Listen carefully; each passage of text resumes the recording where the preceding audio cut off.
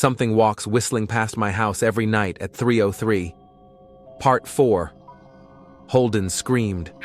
Lights flicked on. Footsteps thundered across the floor. I didn't turn. I couldn't. I just stared at Holden. His eyes were empty. His skin ghost white. His breath shallow. "What happened?" Dad asked. I swallowed. He looked. I'd never seen my dad afraid before, but that night, he was terrified. His voice was barely a whisper. "Just Holden?" I nodded. His shoulders slumped, like he wanted to collapse from relief. But then, a knock came at the door. We all froze. Holden whimpered. "Don't answer it," Mom said.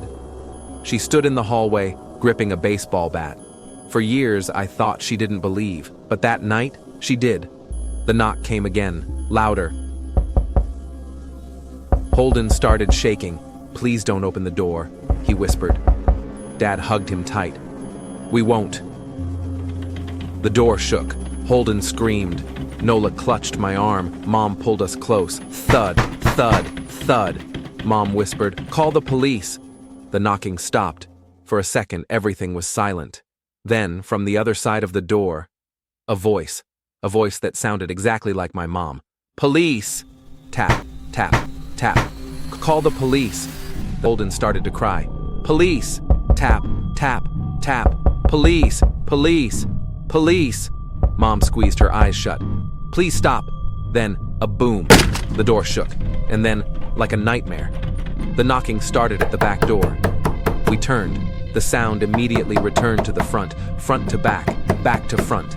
Loud, then quiet, then loud again. Suddenly, the walls started knocking, the windows, the floor, the ceiling. It was like we were inside a drum, like something was trying to claw its way in. "Stop!" Holden screamed, and just like that, everything fell silent, except for one thing.